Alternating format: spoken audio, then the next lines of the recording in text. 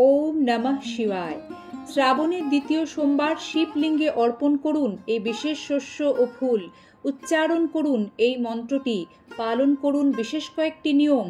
দেবাদিদেব মহাদেবের কৃপায় জীবনে থাকবে না কোনো রকম অভাব, কেটে যাবে সমস্ত বাধা বিপত্তি কষ্ট। যা প্রার্থনা করবেন তাই পূর্ণ হবে। শিব পুরাণে রুদ্র সংহিতায় বিভিন্ন ধরনের অন্ন শস্য দিয়ে শিব পূজার কথা বলা হয়েছে এই শ্রাবণ মাসে। কিন্তু শ্রাবণ মাসে প্রত্যেকটি সোমবার যেহেতু নিজস্ব মহিমায় উজ্জ্বল, আর তাই প্রত্যেকটি সোমবারের শস্য ও ফুল অর্পণেও রয়েছে ভিন্নতা। সম্মানীয় দর্শক শ্রোতা বন্ধু, আমি পৌশালী সিংহরয় ডোরবেলের নতুন একটি পর্বে আপনাদের সকলকে জানাই সুস্বাগতম। শ্রাবণ মাসে দ্বিতীয় সোমবারের বিশেষ পূজাবিধি আমাদের এই পর্বের নিবেদন। ভগবান শিবের কাছে শ্রাবণ মাস অত্যন্ত প্রিয়। এই মাস তার নিজের মাস। এই মাসে তিনি শূল পানি নামে অভিহিত হন।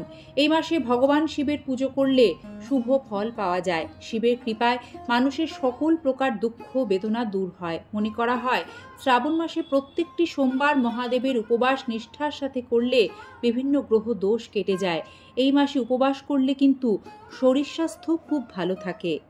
শাস্ত্র অনুসারে শ্রাবণ মাসের দ্বিতীয় সোমবারে এই বিশেষ জিনিসগুলি দিয়ে মহাদেবের অভিষেক করা অত্যন্ত শুভ। জেনে নিন কোন সেই বিশেষ জিনিসগুলি। আখের রস দিয়ে শ্রাবণের এই দ্বিতীয় সোমবারে শিবলিঙ্গের অভিষেক করলে আর্থিক সংকট থেকে মুক্তি পাওয়া যায়। ভোলে বাবার কৃপায় জীবনে সুখ সমৃদ্ধি লাভ করা সম্ভব হয়। শ্রাবণ সোমবারগুলিতে দই দিয়ে শিবলিঙ্গে অভিষেক করলে তুষ্ট হন মহাদেব।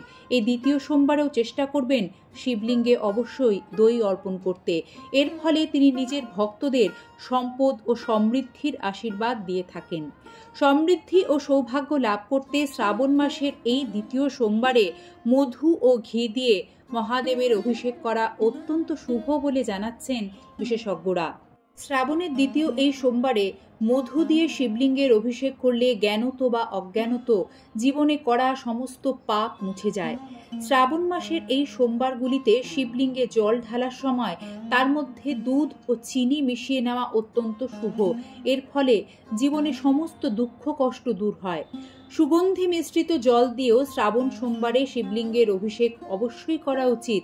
এর ফলে আপনার রোগ বালাই দূর হবে এবং সুস্বাস্থ্যের অধিকারী হবেন। দাম্পত্য জীবনে কোনো সমস্যা থাকলেও এর ফলে তা দূর হয়ে যায় বলেই প্রচলিত বিশ্বাস। শ্রাবণের এই দ্বিতীয় সোমবারে 21টি বেলপাতায় চন্দন দিয়ে ওম নমঃ শিবায় লিখে নন্দী মহারাজের কানে নিজের মনস্কামনা জানিয়ে দেবাদিদেব মহাদেবকে স্মরণ করলে তার কৃপায় আপনার সমস্ত মনস্কামনা পূর্ণ হয়। শিবলিঙ্গে ধুতুরা, আকন্দ, নীলকণ্ঠ এই ফুলগুলি দিতে হয় তা কিন্তু আমরা কম বেশি সকলেই জানি। কিন্তু আজ আপনাদের এমন একটি ফুলের কথা জানাবো যা শিবলিঙ্গে অর্পণ করলে শুক্র গ্রহ বলবান হয়, ধনলক্ষ্মী প্রসন্ন হন এবং যার ফলে একজন ব্যক্তির পার্থিব ভৌতিক সুখ স্বাচ্ছন্দ্য লাভ হয়। শুক্র গ্রহ হলো ভৌতিক সুখের কারক। শিবলিঙ্গে গোলাপ ফুল অর্পণ করলে অপার ভৌতিক বা পার্থিব সুখ ভোগ করা সম্ভব হয়। শিবলিঙ্গে শ্বেত চন্দনের তিলক লাগালে রাহু গ্রহের কুপ্রভাব থেকে মুক্তি লাভ করা যায়। তাই এই শ্রাবণের দ্বিতীয় সোমবারে আপনারা নিজেদের আর্থিক সমৃদ্ধি করতে অবশ্যই একটি নিখুঁত গোলাপ দেবাদিদেব মহাদেবকে বা শিবলিঙ্গে অর্পণ করতে একেবারেই ভুলবেন না। শিব পুরাণ রুদ্র সংহিতা আমাদের জানাচ্ছে শ্রাবণের এই দ্বিতীয় সোমবারে যে বিশেষ শস্যটি আপনারা দেবাদিদেব মহাদেবকে অর্পণ করবেন তা হলো সাদা তিল। বন্ধুরা, সাদা তিল শিবলিঙ্গে অর্পণ করা অত্যন্ত শুভ ফল প্রদান করে। এতে দেবাদিদেব মহাদেব অত্যন্ত তুষ্ট হন। শিবলিঙ্গে মধু ও সাদা তিল নিবেদন করলে পিতৃদোষ দূর হয়, রক্তচাপ ও ডায়াবেটিসের মতো কঠিন ব্যাধি নাশ হয়। এর পাশাপাশি রূপ সৌন্দর্য বৃদ্ধি পায়।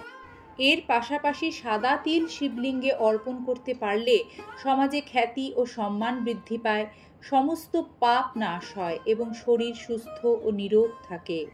শ্রাবণের দ্বিতীয় সোমবারে ভগবান শিবের জলাভিষেক করার সময় সেই জলে খানিকটা গঙ্গা জল ও কালো তিল অবশ্যই মিশিয়ে নেবেন এবং যে বিশেষ মন্ত্রটি এই দিন আপনারা উচ্চারণ করবেন তা হলো ওম নমঃ শিবায়। এই মন্ত্র উচ্চারণ প্রসঙ্গে কয়েকটি বিশেষ কথা আপনাদের না জানালেই নয়। অনেকেই হয়তো এই শ্রাবণ মাস জুড়ে মহামৃত্যুঞ্জয় মন্ত্র পাঠ করছেন, কিন্তু তা পাঠ করার সময় এই ভুলগুলি করছেন না তো? জেনে নিন। শাস্ত্রজ্ঞরা বিধান দেন ওম নমঃ শিবায় মহাদেবের সবচেয়ে কার্যকরী কিন্তু সহজ মন্ত্র, কারণ মন্ত্র উচ্চারণের ভুল আমাদের হিতের বিপরীত ফল প্রদান করে। সেই কারণে একজন ব্রতী হিসেবে এই সহজ মন্ত্রটি ভক্তি ভরে উচ্চারণেই শ্রাবণের প্রত্যেকটি সোমবার বাবাকে তুষ্ট করা সবচেয়ে সহজ, কারণ তিনি ভক্তের ভগবান এবং তার পূজার সবচেয়ে বড় ও আসল উপকরণ একজন ভক্তের সরল ভক্তি। মহামৃত্যুঞ্জয় মন্ত্র পাঠ করার সময় যে ভুলগুলো একেবারেই আপনারা করবেন না। মাটিতে বসে কখনোই মহামৃত্যুঞ্জয় মন্ত্র জপ করতে নেই। মন্ত্র জপের জন্য কুশ ঘাসের আসন শ্রেষ্ঠ। যদি কয়েকদিন ধরে মহামৃত্যুঞ্জয় মন্ত্র জপ করতেই হয়, তাহলে সেই সময়ের জন্য অবশ্যই ব্রহ্মচর্য পালন করতেই হবে। যতদিন মন্ত্রটি জপ করছেন ততদিন তামসিক জিনিস, আমিষ, মদ, রসুন, পেঁয়াজ, যে কোনো তামসিক আহার গ্রহণ করা থেকে বিরত থাকতে হবে।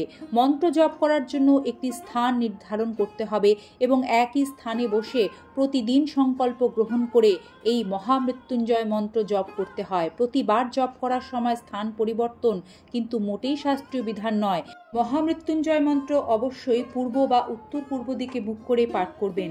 মহামৃত্যুঞ্জয় মন্ত্র সর্বরোগ হরণকারী মন্ত্র। এই মন্ত্রটি ভগবান মহাদেবকে স্মরণ করে ঋষি মার্কেন্ডেয় পুরাণে রচনা করেছিলেন। ঋগ্বেদেও দৃষ্ট হয় এই মহামৃত্যুঞ্জয় মন্ত্র।